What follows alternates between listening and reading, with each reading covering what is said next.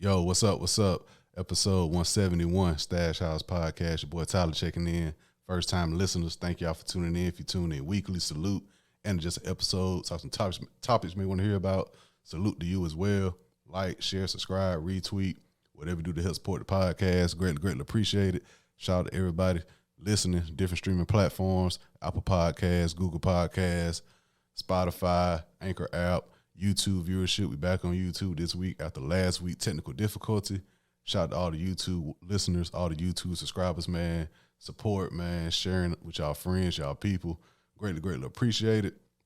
Like I said, man, we back on YouTube. Everything back as scheduled. And what a great week to be back as scheduled, man. A lot to get to this week. A lot of topics to discuss. And y'all know I love episodes like this, man, where it's different things I enjoy a lot. When sports, NBA finals, wrestling, and a lot to talk about in music as well, man. A lot of stuff had my timeline in the frenzy, my group chat in the frenzy, so I'm not going to even waste no more time, man. I'm just going to get right into it. Starting off, NBA finals. It ended last week. Golden State Warriors finished off the Boston Celtics in 6 games, as I predicted, so salute to me getting a prediction right for a good minute, man. It's been a minute in sports since I got a prediction all the way right, so salute to me on that. As I predicted, man, Golden State Warriors won in 6. Their 4th title in 8 years, so big salute. Congratulations to the Golden State Warriors, man, that whole organization throughout these past 10 years, definitely these past 7, 8 years, man. The dynasty is fulfilled. The dynasty is approved, in my opinion, man. And like I said, that was the only thing I believe that was the difference maker, I feel like, in this series. I'm going to talk about that more in a minute. Steph Curry won his first NBA Finals MVP. Greatly deserved. He was easily, in my opinion, the best player on the court the entire series. Andrew Wiggins, second, along with, he's a Golden State Warrior as well. Andrew Wiggins was second, in my opinion, in that aspect. Shout out to Steph Curry, Klay Thompson, Steve Kerr, the coach, Draymond Green, and Andre Iguodala. They all got 4 rings now, man. Like I said, their dynasty is confirmed. And going back, like I said, when I gave my prediction, man, that was my biggest takeaway. I believe Golden State's ambition and drive to prove themselves as a dynasty was going to outweigh Boston's young talent getting their first ring, man. And all in all, I think Golden State did exactly that, man. Should be no questions, no debate on if that team is a dynasty.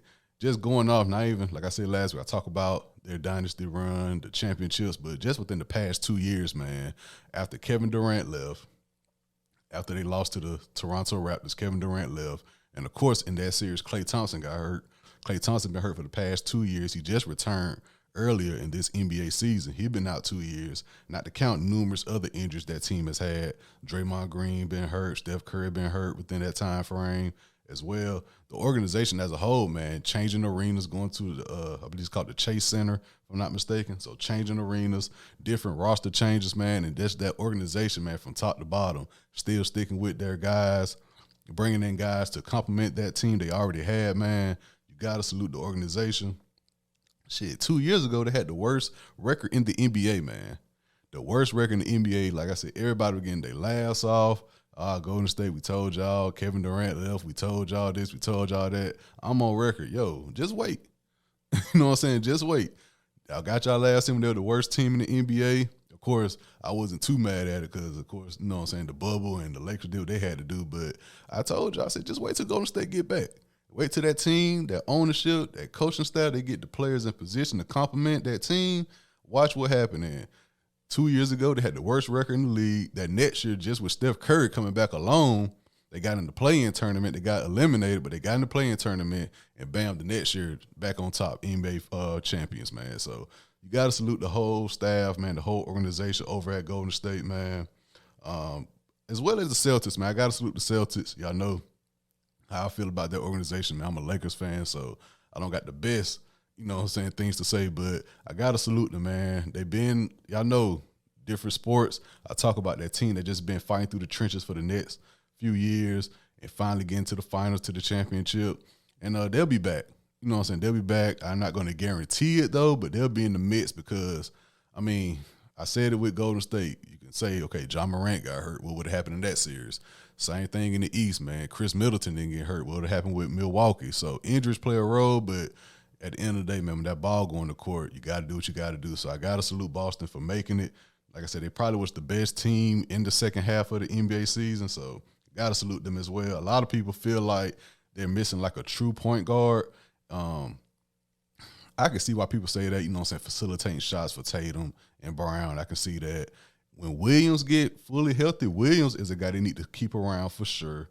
And y'all got to think about it, man. In terms of Boston, I completely forgot about this as well. I mean, within the past few years in the NBA, we had so many turnarounds and team changing. But you got to remember, man, Boston did have the Isaiah Thomas run. And then they traded for Kyrie Irving and Hayward, and that's supposed to be their highlight, for real. Then they had this whole thing with Tatum and Jaylen Brown and Marcus Smart. Should we break them up? Should we trade somebody? Should we bring another piece? Whatever. I think now they got to solidify, they can make it with this team. Maybe they are missing a facilitator because, as we've seen in the finals, man, they're just missing like that person that can set everything up.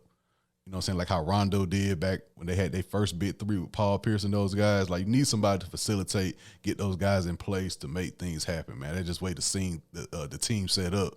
They might need somebody to facilitate, and who that may be, we shall see. Marcus Smart, he was Defensive Player of the Year, so maybe you can work on him over the summertime, get him in better position to help facilitate. I mean, that would be, if you want to save some money, just get Marcus Smart in a facilitator role on offense. He can play defense already, so get him a facilitating role on offense and, just see what happens. My overall thoughts on the finals, I will admit, I've been saying this for the past few games. It's not been the prettiest, I'll say. Like I said, outside of Steph Curry, Wiggins, Jaylen Brown had spurts, Williams had spurts on defense. But outside of those four guys, man, a lot of players really kind of went ghost, in my opinion. And we know Golden State, they changed the game. Steph Curry, generational talent, generational game changer. But the thing about the three-point, man, you live and you die by it. It kind of makes the game a little bit difficult to watch, man. When you got teams just going up and down the court, throwing up threes, and they not going in. Now, when they going in, it's amazing. When Steph Curry shooting half court, Jordan Poole doing what he doing, when they going in, it's excitement, the crowd into it. But when you just bricking and you dunking out, you going into the paint, you just throwing it out, and the defense just throwing their hands up, it's like, man, I would like to see some old school San Antonio Spurs, you know what I'm saying? I would like to see that, but that's the game we in now, man. We can't complain about it. Like I said, when it's going in, it's amazing. When it's not, you know what I'm saying, you get the end result. Turnovers, man, in my opinion, the key factor in this NBA Finals. Golden State, throughout their whole entire dynasty, man, they've been turning the ball over. I mean, if you watch Golden State games, they turn the ball over, so they used to it. But Boston, that immediately became their kryptonite. All those turnovers. Jason Tatum just could not get it going. And I say it, man, I get it. Kobe is an inspiration for us all. Whether you play basketball, you do a podcast, just your 9 to 5, you doing what you're doing. If you got a job, Kobe speaks on that in his interviews. That's the Mamba mentality, man. Putting in the work 24/7, doing what you got to do, waking up on time, putting in the extra work. That's Mamba mentality. I know a lot of people thinking it's making clutch shots and, you know what I'm saying, just being a certain type of teammate in basketball. Mamba mentality goes outside of basketball, y'all. And this coming from a Kobe fan, so, you know, so I know what I'm speaking about. But in terms of basketball, man, when you talk about Mamba mentality, man, you got to just stop putting that on everybody, man. You got to stop. Tatum was a no-show.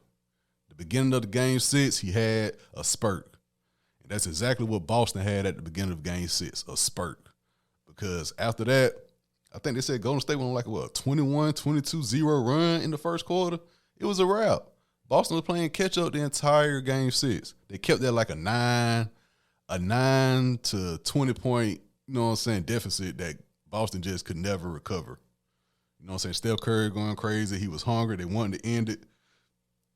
That's what it was, man. In Boston, Al Horford, White, those guys showed up Game 1, but outside of that, they made shots, but you can't have such a statement win in Game 1, then for the rest of the series, you just disappear. Like, you are non-effective, not on offense, not on defense, whatever the case may be. Brown and Williams were the only high points, I feel like, for Boston. Jaylen Brown wasn't on goal the entire series, but I feel like Williams was definitely a high point. Wiggins is somebody that Boston should look at for their future and say, okay, whatever we got to do to keep this guy healthy, keep this guy going, we need to do it. You know what I'm saying? That's why I feel like Boston, like I said, they young talent. They haven't been in the finals before. Golden State, they are well acquainted with the finals. And it's a different ball game, man. You can make it through the first round, second round, conference finals. That's cool, but the finals a different ball game, man. Steve Curry, got to salute Steve Curry, man. Coaching adjustments, bringing in Otto Porter. I mean, people question it, but hey, Draymond Green doing what he got to do. Let's get to the Warriors real quick. Championship mentality.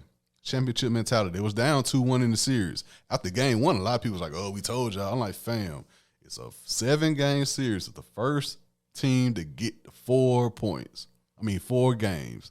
After game one, I saw a lot of people. Oh, we told y'all this. All right. All right. We'll see about that. Andrew Wiggins. I got to salute Andrew Wiggins, man.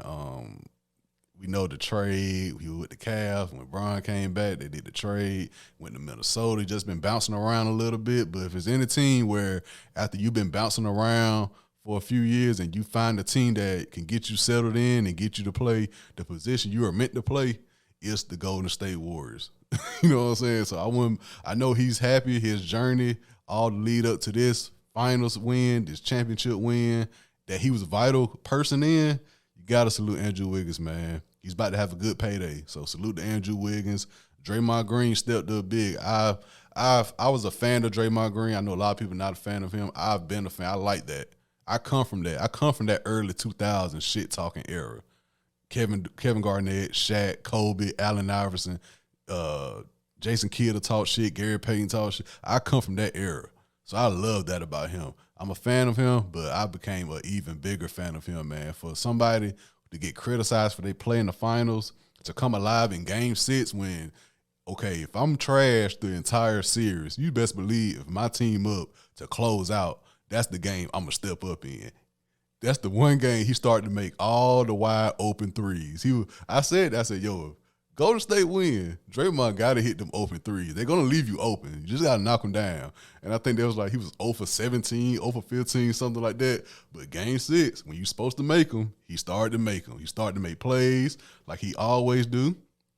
When you got Klay and Steph on the court or Poole and Wiggins on the court, Draymond's going to look like Draymond. Like I said, them past couple years when Golden State was down, they had injuries, the roster changes, he wasn't looking like the Draymond we accustomed to. When he got his boys back on the court and he got some other guys who ready to show up, Draymond's going to look like Draymond. And if anything, I got to salute him for doing his podcast on the press conference thing. At the end of the press conference, he did his podcast, which he was getting criticized for as well. Like, why are you recording a podcast while you got the finals? Fam, like he said, you're going to get this podcast regardless. And for him to do it like that at the end, he talk about the new media, which I feel like I'm a part of the new media. Like, I ain't looking for controversy. I'm going to stand on my word. You know what I'm saying? The new media. So I got to salute Draymond on that point as well. Klay Thompson, coming back from injury, the road, like he said, long days, just thinking about, when I come back to the court, will I even be the same person again? You know what I'm saying? And I will admit, Klay didn't have the best final series. I will admit that. He didn't have the best final series, but it's 2 parts in basketball, man. You got the offensive side and you got the defensive side. And even on the offensive side, when he wasn't making shots, he was still throwing them hoes up. It ain't like he was just being discouraged and all like, man, my shots ain't going in. I'm just pass up. No, Klay was still shooting. And some of them was going in, but he just wasn't as consistent. Like game 6, Klay wasn't there, but he still was showing like, y'all know if I hit about 2 or 3 in a row, y'all know it's about to happen. So you got to salute him on that for keep on going. And on the defensive side, man, holding Tatum, holding Jaylen Brown. Hey, if I can't do it on one end of the court, I'm going to do it on the other end of the court. Got to salute him. Gary Payton Jr., Jordan Poole, 2 guys coming off the bench, man, vital key to their championship. Looney as well, Otto Porter, all those guys. And what else left to be said, man? Steph Curry, the greatest shooter of all time, man, easily top 10 right now. I don't care who you put out. As long as the Mamba's still in top 10, top 5, Mamba top 5, Curry might be top 5 depending on who you ask. He changed the game. You go to a court now, you don't see no layup lines, you don't see no dunks, you don't see no mid-range. You see these boys shooting half court. And who? Steph Curry. That's who. Steph Curry showed up, man, proved the doubters wrong. I got to salute him on that. I got to salute. Like, I understand we had that time period where just Golden State versus Cavs, Golden State versus Cavs. And I got definitely tired of when Kevin Durant was there because I was like, fam, this is not a matchup. But when they was down for those 2 years, everybody was talking. Yeah, we told y'all Curry, they can't do it without KD. They this and that, whoop-de-whoop. I said it. I said, yo, just wait. Just wait. That organization is not going to break up Draymond Green, Klay Thompson, and Steph Curry. If you got those three guys on the court, you can make something happen. And I was telling y'all, like, yo, just sit back, relax, and wait. And what happened? Another championship, the fourth championship in 8 years. Man, I got to salute them. I got to salute Golden State, man. As far as next year, y'all know I'm that type of fan, first of all. I'm that type of fan where I'm going to immediately go for my team. So next year, Late Show will be back on top. You know what I'm saying? Late Show will be, some way, somehow, Late Show will be back on top next year. But, no, just, y'all know, we'll settle that next year. But Golden State, man, back on top, king of the mountains again. Salute to Steph, Klay, Draymond, Iggy, Steve Kerr, man. Four title, 4 rings, man.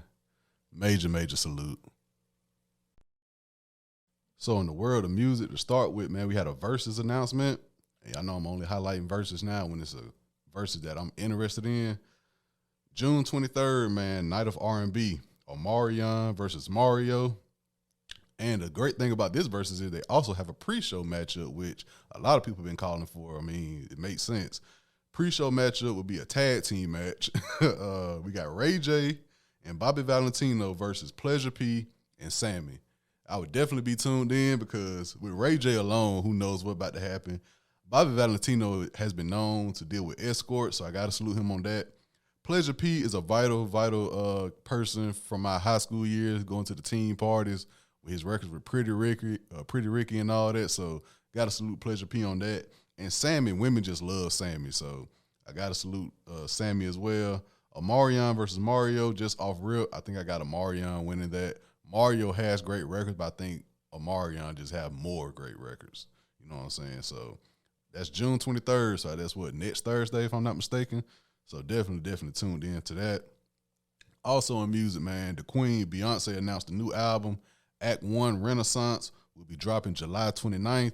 All the women, of course, I don't got to speak on the Beehive, man. They already made their purchases of the boxes I seen going around, and they don't know what's in the box or what's on the T-shirt or something like that, but it's Beyonce, man. They paying that dollar for it. And, of course, y'all know when a Beyonce album drop, that means a very, very important tour is coming along as well. A lot of people don't believe me, y'all, but of course with this music session, I got stories to go along with this music session, but a lot of people don't believe me. A couple years ago, Beyonce and Jay-Z went on the On the Run 2 tour, and when they came to Atlanta, a lot of people don't believe me, but I was trying to buy tickets to that concert, and I saw like some nosebleed seats for like $25, and I didn't care because only reason I really wanted to go just say I was there. Because it was in the Mercedes-Benz. So I was like, fam, as long as I'm in there, I'll be all right. Because I wasn't tripping. Like $25, cool. I'll just do that and go do something else afterwards. But I really just wanted to go to hear Jay-Z perform Hey Poppy. Because I feel like he's going to perform Hey Poppy, but I didn't think he performed it. But I just wanted to go just in case he performed Hey Poppy. For some odd reason, I remember that. It was 2018. A lot of stuff was going on. A lot of tours. And I was like, yo, if I can go to a Beyonce and Jay-Z tour for $25, I don't care if I'm at the last row in the arena. For $25, cool. I just go in there, do what I do, and just be out. But a lot of people don't believe me with that. But with this Beyonce album drop, I'm sure a tour is coming along with it as well. So I know the Beehive is very, very excited about that. A project I'm excited about, man, Brent Faiyaz coming back, Wasteland album. He released the track list. The album date is still to be announced. So that's one project I'm definitely waiting on. I fuck with Brent Faiyaz very, very tough. And really the only albums I'm really waiting on, like I said, like I'm waiting on this person to drop an album, is really in R&B world. Like I got Brent Faiyaz, and probably the most, not the most, but the person I'm most waiting on is Black. You know what I'm saying? I need some new Black music, a new Black album. And hopefully we get that soon. And hopefully Brent Faiyaz announce his album release date very, very soon as well. Now, to new music. Before I get to the album I know everybody want to hear me talk about, I just want to give y'all a run through of what other projects dropped. About 2 weeks ago, Currency dropped Spring Clean 2. Y'all know I fuck with Currency heavy, so I got to start with that. This past weekend, Gucci, he dropped the So Icy Game to Re-Up project with the new 1017. So anything Currency and anything Gucci do, y'all know I got to mention those two guys first. Westside Boogie out of California, he dropped the More Black Superheroes project. Kevin Gates, who also been in the news cycle for the past couple of days, Kevin Gates dropped the Kaiser project. Duke Deuce dropped the Crunch Star project. And y'all know who I fuck with heavy? I'm about to get my stamp. Real quick. Who I fuck with heavy? That F-R-E-E fuck nigga free. That Glorilla chick. She got a track with Duke Deuce called Just Say That. And she killed that verse, man. If she stay on those type of beats, I don't care. Put her in the box. Get those type of beats. She got something, bro. I fuck with Glorilla heavy, man. The mother said, if you send a couple hundreds, I might send a couple news. Like, she hard, man. She hard, bro. Glorilla is hard, man. She got my stamp. Just stay in that box. Don't go pop. Don't do nothing. Stay in that ratchet-ass lane that you in, Glorilla. And you got my stamp, bro. I fuck with Glorilla heavy, man. I like that fuck nigga free song. That shit hard to me, shit. I like that. So, yeah, Deuce dropped Crunch Star. Lil Baby dropped not a project, but Lil Baby dropped off a new record called You Did featuring V's and 42 Doug. Baby project is looking promising. He dropping in July. He didn't announce the date, but he said it's coming in July. So if Baby dropped the same weekend Beyonce dropped, that would be hard. I think, just from a business standpoint, he may not. But in terms of balance in the world, a Beyonce project for the women, a Baby project for the dudes and the ratchet women, hey, I wouldn't be mad at it. And it's my birthday weekend too. That weekend, Beyonce dropped. Hey, I'm fucking with it. If Baby wanna, hey, I'm fucking with it. If Baby wanna do it, but I don't think P don't go allow that over at QC. But that should be interesting. And an album that was supposed to drop but didn't drop, I was waiting on it at least. Joey Badass was supposed to drop his 2000 project, and he tweeted that he pushing it back due to sample clearances. I mean, that's weird to me that sample clearances didn't get cleared the day before your album. That's kind of weird. We eventually figured out why he pushed it back, and I'm about to get into that right now. But Joey Badass, I was waiting on your project, man. His last project was 2017. So Joey Badass, man, get that album out. Now, to the surprise of a lot of people, even me, we got a surprise album on Friday. And in the words of my boy Vontae, I wasn't listening to nothing else because of the disappointment I had in this album. I'll say it. I was disappointed in this album. Drake released his project, Honestly Nevermind. Right? And let me just give y'all my mind, give y'all how my day was because, like I said, it was a surprise album. So Thursday, I went, got some wings, 20-piece. After that, took a nap. I was asleep, took a nap. And when I woke up, chilled for a minute, got my phone, got on Instagram. First post I see, Champagne Poppy. My 7th studio album is dropping tonight. Instantly in my mind, oh shit, Drake dropping tonight. Oh. And keep in mind, I've been the one saying this. Yo, let's go back to 2017, 2018, where people just, the week of, they just say, hey y'all, my project dropping Friday. Like no warning or nothing. So I'm not mad at the way he announced it. You know what I'm saying? I'm like, okay, bet, shoot, don't say nothing. Don't give me no other music. Just let me press play and see what happens. And the last time he did that was dark demo tapes during the pandemic. That was kind of rumored already, though. And if you're reading this too late some years ago, so that's really the only time he really came out with, yo, I'm dropping something tonight. The Care Package was the Care Package, but that was old song, so I don't really count that. And because of that, that was all of a sudden, I didn't know what to expect. I was like, okay, new Drake album, bet, let's get it. And sadly, because of that, I fell into the Twitter logic. And the Twitter logic was, yo, we told y'all when CLB dropped, Certified Lover Boy dropped, Drake coming back with something else to make up for that. which, like I said on the podcast, CLB was cool. It was safe. It wasn't nothing crazy. Like, he had songs on there I enjoyed, TSU, In Too Deep, Friends in the Industry, the track with Travis Scott I like. He got records on the track with Lil Durk, Giveon. I still go back and listen to that because it's a Drake album. Like, it had songs on there that I like. But I just felt like it should have been more. So the Twitter logic was, okay, CLB had the pregnant women. You know what I'm saying? 9 months later, now this album coming out. So I fell into it. I'm sorry. They got me. I was like, okay, y'all been saying this since CLB dropped. They're like, okay, 9 months. Wait. It got pregnant women on the front. Wait, he gonna drop something to make up for it. So I fell into it. I was like, okay, maybe this the album that CLB should have been. You know what I'm saying? Maybe. So my overall thoughts on this Honestly Nevermind project is definitely out of left field, and it's not for me. And I'm going to give y'all, I got stories, I got everything to back up my argument with this. I know people, y'all got to open your mind in different genres, y'all just told y'all a couple weeks ago, I'm fucking with that Bad Bunny album. You know what I'm saying? Like, I'm still on that Bad Bunny album. So I can get into different genres, but this particular genre of EDM, house music, dance music, whatever you want to call it, I got a traumatic experience with that. Now, I don't know drugs or nothing. Nobody slipped me no XP or nothing like that, nothing crazy, but I'm going to let y'all know about it. But just this certain genre, I really don't rock with heavy. But I can't say it all the way because of this album, people have been bringing up Kaytranada name. And I fuck with Kaytranada heavy. I'm like, wait a minute. Kaytranada? I said, Kaytranada? I can listen to Kaytranada morning, evening, noon, night. It don't matter. Kaytranada albums are amazing.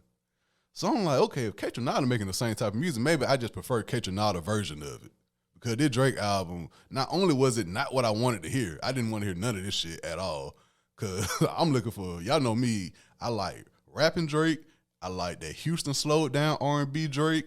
And we can make an argument, I enjoy the Caribbean Drake too. And people was comparing this to More Life. I didn't get that vibe. More Life, I enjoy Passion Fruit. I like Blim. From Views, I'm Not Mad at Controller, One Dance. I don't get that vibe from this album. And maybe it's because I didn't expect this. I don't think nobody expected this from Drake on this album. And people like, yo, y'all got to look at the genre that Apple Music and Tidal and Spotify got this under. Fam, I'm not looking at that shit before I press play on the album. It's Drake. I'm going to press play, and whatever music I get, I get. I don't care who it is. Drake, SZA, Kendrick Lamar, J. Cole, whoever, Bad Bunny, whoever. I'm not looking at what genre Apple Music got it under. I'm just pressing play, and I can listen to the music and tell, okay, this is this type of music. You know what I'm saying? That's the thing with, I said it with Kendrick Lamar album, with J. Cole, with Drake. It just, when y'all do this whole thing of this album is for this album is for this, fam, let's press play. If I enjoy the music, I enjoy the music. The way Drake did this dance music is not for me. Now, if y'all want to say, yo, Kaytranada make the same type of music, Tyler, why you say that about Drake and not Kaytranada? I like the way Kaytranada do it. Kaytranada, it'd be Kaytranada versus featuring Fonte, Kaytranada featuring Sid, Kaytranada featuring Tinashe. I like the way Kaytranada do it. I don't like the way Drake did this. This is not what I wanted. When I wake up from a nap, from eating some hot wings, and hearing Drake got an album dropping at midnight, and everybody doing this Twitter logic shit saying, yo, this the album that CLB should have been. I don't think I'm about to get 5 a.m. in Toronto, or not even that. It could be Houston, Atlanta, Vegas vibes again. It could be something that Drake already gave me, but just in a better form than CLB was. I did not expect to hear this shit at all. And I know it wasn't a regular Drake album because the intro is not even intro. The intro is an instrumental. So I didn't want to hear that. So before I drag y'all out through this with the EDM scene and my experience with it and whoop-de-whoop, I just want to let y'all know, this album ain't for me. I'm not fucking with this album. It's going to do what it do. It's Drake. He's going to probably have the number one album in the world. I get all that. It's tapping into a different scene and all that. I get it. But for Tyler, for me personally, it's not for me. You know what I'm saying? If I want to get into the mood, I want to dance, I'll put on Kaytranada or I'll put on Bad Bunny or something like that. I go to a Bad Bunny album, go to that song, go to the track radio, and J Balvin will come on after that. You know what I'm saying? If I want to listen to Suavemente or something like that, that's my vibe. The Caribbean vibe, I listen to some Vibes Cartel, something like that. But this, honestly, never mind. Honestly, you could have kept that shit in the tub. That's my overall opinion on this album.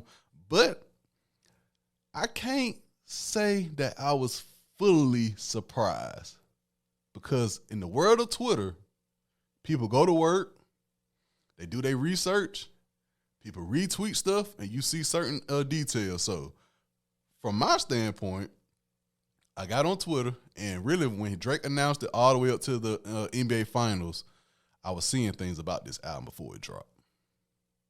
I didn't want to believe it, so I can say I was probably 70% shocked on this album that the album went this direction. The album went this direction. Let me tell y'all why. I saw a retweet from DJ Carnage, whose name now is Gordo. I guess he changed his name. He doing a whole different change, whatever the case may be. DJ Carnage said out of these 14 songs, he produced six of them. If you know DJ Carnage, he's into that EDM scene, the Las Vegas day party scene, the He makes that kind of, that's his scene. So I was like, okay, if he is producing on this, I don't think this is going to be for me. For one, when it comes to Drake, I want to hear Drake in 40. Y'all know that. I want to hear Drake in 40. So I saw that and I was like, okay. So I can't say I was all the way surprised. And this is not the first time Drake has done this music scene. In 2017 with DJ Khaled, that To The Max record. And I didn't like that song either. You know what I'm saying? I guess this type of music just not for me. He did it in 2017 with DJ Khaled. Like I said, I don't got this in the same boat. People saying, it's more like More Life and whatnot. Nah, I like the Caribbean Drake. The house music Drake is not for me. You know what I'm saying? Let me give y'all a background on this, on Tyler and the EDM house music scene, right? And I just thought about another story with that too. I ain't even have it in my notes. My first introduction, and if I'm wrong in this genre, if I got this genre mixed up with another genre, please message me, mention me, do something. Say, Tyler, you got the genres mixed up. This genre is this, and the Drake genre, the new Drake album genre is this. So if I'm wrong in this, please let me know. So my first being outside with this genre, I gotta say Jersey Shore. Now, if I'm wrong, if fist pumping music and this music is not the same genre, please let me know. But from my ears, that's what I got. I got more of a fist pumping vibe than a More Life vibe, in my opinion. You know what I'm saying? So, Jersey Shore vibe, that's going on early 2010, 2011. Salute my guys, Bit Watts, AJ. We got to talk about this story still. We went to a rave in Auburn. So let's say this. If Jersey Shore vibe and this Drake album vibe is not that rave definitely put me in the mind of this album. Because that rave was definitely the music. You know what I'm saying? We was there. We didn't know what to wear. We got our clothes messed up, but we enjoyed ourselves. Like, that was our first time experiencing something like that. Like, we just want to do something different. Been outside for a minute, y'all. I've been done different things. I ain't done nothing crazy, but I done went to different scenes, you know what I'm saying, just to figure out what best suits me. You know what I'm saying? So, went to the rave in Auburn. That was cool. And for like the next 6-8 months, we was trying to find another one to go to, but we just couldn't. So, I was quickly off of that. Downtown Columbus, you from this area, we had the Mix Ultra Lounge. That kind of put me in the vibe of this Drake album as well. And that was only something I went to if I was like drunk, or my boy Julius, salute my boy Julius as well. He got me in because he did security and all that. You know what I'm saying? That also put me in the mind of this vibe. But what really threw me off from this house and EDM vibe, man, 2014, 2015 in Troy. Shout out to everybody who went to Troy. Y'all know, when I say this story, y'all gonna know, okay, this type of time Tyler was on in Troy. It was just one of those nights. One of those nights in Troy when nothing going on and everybody just linked up at my partner AJ. Shout out to AJ, Steve, and Josh. They crib and I was about to say it wasn't not Hunter's Mountain. Damn, what that trailer park was called that them boys stayed in. Damn, but y'all know. Damn, Forest Acres. That's the name of the Forest Acres. We was at their crib in Forest Acres, and this is years ago, so I can say it now. Smoked out. Shout out to AJ, the Red Room podcast. We was in the Red Room, the room that podcast is based off. We was in the Red Room, smoked out, whatever the case may be. Probably watching YouTube videos, Major Lazer, Rick and Morty, Family Guy. We was in there watching something. It was a group of us. It was a good group. Wasn't cramped, but it was a good group of us, right? So after that, everybody know we about to go eat at, whatever the case may be. But before we left, Josh took the aux cord. Josh took the aux cord and started playing house music. And y'all know, when we somewhere, somebody playing music that not really for us, we probably like, yo, what's that, what's that? But at the time, I wasn't thinking, I was like, okay, that Josh vibe. Like, he's into that music. So I wasn't tripping. I wasn't tripping until my stomach started hurting. And I was like, wait a minute, I'm like, my stomach hurting. Like, it was just, the beat was making my stomach turn. I'm like, fam, can somebody please put on some Gucci Mane, some Wiz, some Currency, anything to get my stomach back on rhythm. Like, the beat was just messing up the rhythm in my stomach. And I wasn't right for the rest of the night. We went to McDonald's. I couldn't eat. I saved it for the next day. So after that, I was like, okay, this house music ain't for me. Because if I'm, and I'm not really the dance guy. Like, I ain't trying to go in the club. Hey, that's not me. Like, I'm more in the cut guy. I go to a bar. Give me a bar with TVs to watch sports, some good food, some good drinks, a beautiful bartender. I'm in that scene. If I'm in the club, the famous Rocco, thumb through that check. My favorite club, the Booty Club. So that's where I'm at. I ain't in the party, I ain't into that. You know what I'm saying? So after that, I was like, all right. So maybe that got something to do with it, with this album. But all in all, this wasn't what I wanted. When I hear a Drake surprise album, I'm thinking of something totally different than this. Now, I get it. He tapped into a scene that's not been tapped into. You know what I'm saying? Drake is known for that. We got different Drake. We got Toronto Drake. We got Atlanta Drake. We got Memphis Drake. We got Houston Drake. We got Caribbean Drake. We got London Drake. And now we got house music Drake. I mean, it's his own key with him. Like, he taps into different scenes, and some of them I like, some of them I don't. I think the only Drake, cultural Drake that I'm not really into is the London scene. I think the only London song I like by Drake is on More Life, that KMT. And that's the only London Drake I'm into. But outside of that, just give me the Drake I'm used to. But this house music, I understand that. I understand what he's doing. He's a national pop star. I understand that completely. But just in terms of my opinion, what I wanted from him, this wasn't it. You know what I'm saying? And on a brighter side, though, on his Sirius XM show, he announced another Scary Hours that's coming out, which is the Drake. That's the Drake for me, Scary Hours. The first Scary Hours, I don't think I ever said this neither. The first Scary Hours, 2018, he had that Diplomatic Immunity and God's Plan. Diplomatic Immunity, in my opinion, is still within the past. That was 2018, so let's say More Life had some great rapping on it. So let's say within the past 5 years, Diplomatic Immunity is easily, for me, probably top 3 Drake rapping songs. I got, from 2017 to 2022, my 3 favorite rapping Drake songs. Personally, Diplomatic Immunity, my favorite. What's the shit on More Life that I really like when he talk about Meek in that verse? Lose You. I like Lose You a lot. And third is not his song, but that verse he got on Rick Ross, Gold Roses. Yeah. See, that's my Drake. Y'all know my Drake. Rapping Drake, Timestamp Drake, Houston, Atlanta, Vegas, Jaded, In Too Deep, TSU, that vibe Drake. But this house music just not for me, man. It's not for me. I saw everybody debating about it. Yo, this album is for this. Yo, Drake, y'all don't know Drake music like that. Whoop-de-whoop. Hey, when you come to Tyler with this album, honestly, never mind. Hey, that's the dud. That's the dud. That's the dud. It's below Thank Me Later. It's an album. Don't try to be like, yo, it's not his album. He announced it. It's my 7th or whatever studio album. It's last on the list. Thank Me Later is a lot better. Scorpion is a lot better. More Life is a lot better. It's hard to even judge. If I was him, I would have told DJ Carnage, hey, bro, you could put the 6 songs you produce, you could put that shit out on your whole album, and you take credit for this shit. I'm not putting this album out and messing up my stats. You know what I'm saying? I get it. You're doing different cultures and all that. Different countries going to stream it. But in terms of my stats with the United States, this gonna fuck up everything. They already got Scorpion down low. They got More Life down low. They got Thank Me Later down low. I guess you want to automatic. This the automatic L for me.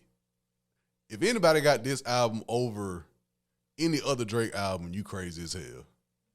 You crazy as hell if you got this over any other Drake album. You are crazy. Shout out to 21 Savage, though, being the only featured on the last song. But Drake, man, it just everything about this, from the no promotion to the immediate release to how he's saying, yo, if you don't get it now, you'll understand later. It was different. Drake is a mastermind. Drake is very well calculated. So this is definitely something out of left field. And then once again, my words bite me in my ass. I enjoyed that whole, yo, I'm dropping my album whenever I drop it. I mean, I enjoy that, yo, I'm dropping my album Friday. Check it out. But I would have loved the, hey, y'all, my next album is coming out Friday. It's something totally different. So just be prepared. I would have enjoyed that rather than pressing play and just be like, wait a minute, damn, the whole album is like this? Ain't no rapping to break this shit up. Ain't no slow jam to break this shit up. So, yeah, man, that's what I'm at with it. Like, I ain't want to drag out through. I'll be like, oh, I want to know what Tyler's opinion is. Nah, Tyler ain't fucking with this, man. And I don't think I'll be anywhere. And this coming from a guy who's been on a trip recently, got more trips coming up, and I'm still not like, okay, wait, I'm going to wait till I go on this island to listen to this. Nah, put that Bad Bunny on. Put that J Balvin on. Put some Bob Marley on. Put some Vybz Kartel, some Springer Bangs, some Wizkid, some Burna Boy, something like that. That's what Drake need to go back to. Go fuck with Burna Boy, man. You know what I'm saying? Fuck with Burna Boy, Wizkid, man. Get off of this house music shit, man. Let DJ Carnage and them boys have this, man. So, yeah, that's my opinion on Honestly Nevermind, man. Drake, I understand completely what he's doing, but in terms of Tyler and Tyler ears and Tyler being a person who enjoys Drake music, it's not for me, man. And if I'm wrong in how I just broke that down with the music and K-Tronada and all that, please let me know. But if y'all want to hear some good or good alternative, go listen to K-Tronada. I can vouch for him. And his Boiler Room on YouTube and all that, I can vouch for K-Tronada. But Drake, you caught me off guard with this one, dog. I don't know about this one, man. It's definitely last on your album list, in my opinion. So, man, to end this episode, man, some crazy, crazy wrestling news, man. WWE Chairman, CEO Vince McMahon. Wow. Allegations, man. Scandal.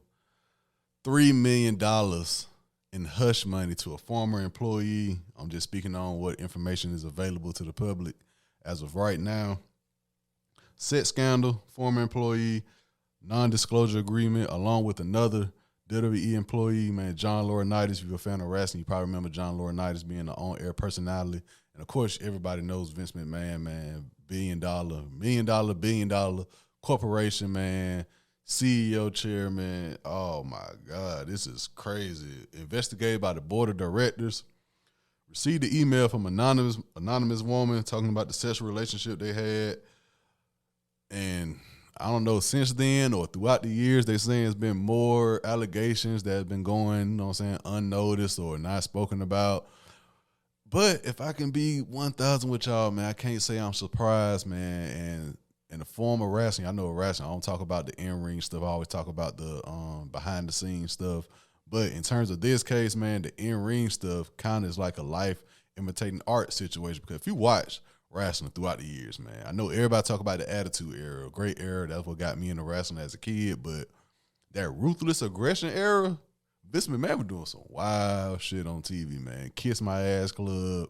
They were doing bra and panties matches with the divas, and some just made it. And then when you see like the promos in the office and all this, it's like, okay, this real, or Vince McMahon like a creepy dude or something. So I can't say I'm shocked at this, because Vince do show signs of being like a creepy dude. Nasty work this though is, man. $3 million in hush money.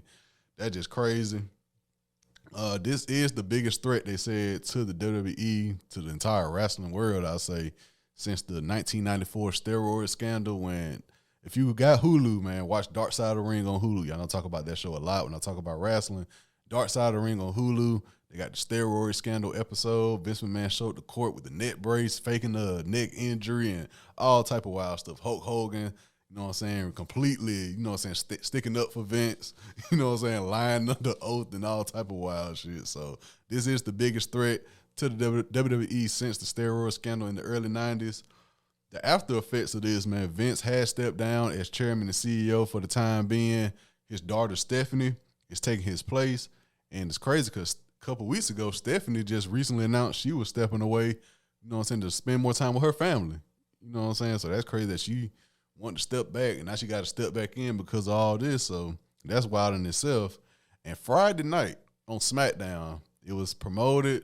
They posted on all their social medias, yo, Vince McMahon is going to speak live tonight. Make sure y'all tune in. So immediately the wrestling world was like, okay, we got to tune in. Everybody knew, okay, there's going to be ratings. We knew that part already. You know what I'm saying? It wasn't no shock that, okay, Vince is going to start the show off.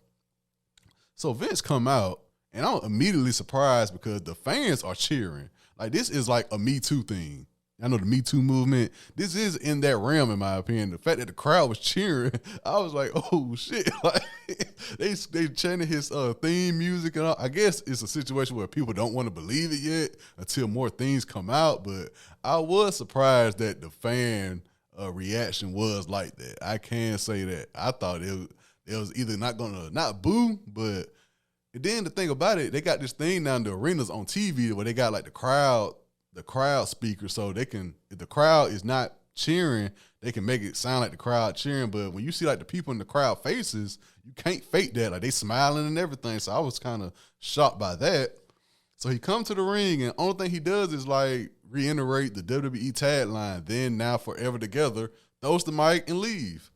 So I'm like, okay, how should I take this? And a lot of people were saying that probably was a situation where he was like, hey, if I go down, I'm taking everybody down with me. So maybe a lot, like I said, a lot has left to be known about this. We have information now, but in terms of court cases and all that, we shall see how this play out.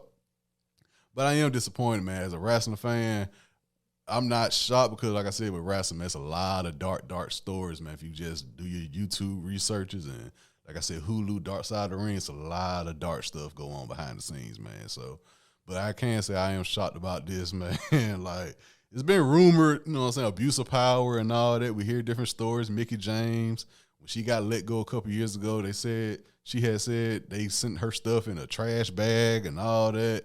And we had recently Sasha Banks and Naomi walk out on the company, and it's been some things, man, within like the past couple of years that's, you know what I'm saying, still holding that crown of the WWE just being like a place where, yo, you see what you see on TV, but behind the scenes, man, you never know what you're going to hear. And all this still just playing a part of, in terms of wrestling, period, it's just been a lot going on, man.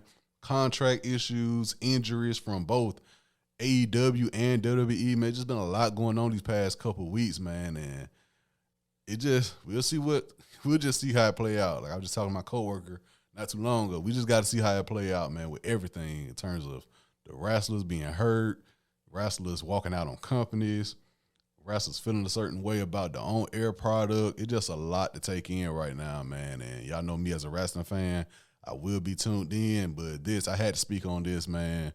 Vince, wow. And the fact that he came out smiling on Friday night on SmackDown, it's typical Vince fashion, but I didn't expect him to just reiterate the tagline and just throw the mic and walk out. Like, I was expecting some type of, you know, official statement saying, yo, I'm about to step down.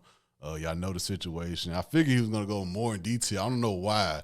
I thought he was just going to speak more about what's going on, but once again, man, a $3 million hush money for a former employee, abuse of power, man, sex scandal, not a settlement. That's the thing about it. I thought for a minute, I was like, okay, if it's a $3 million settlement, why are we still talking about it? It wasn't a settlement. It was hush money, $3 million. So we'll see about this. We'll see if more people come out, more former employees or current employees. Who knows? We'll see. But all in all, as a wrestling fan, I will say this is the big threat to the company since the steroid scandal. You know what I'm saying? It's a huge, huge threat. So we'll see how it play out. I'll be tuned in. And if something else crazy come up about it, I'll be sure to let you guys know.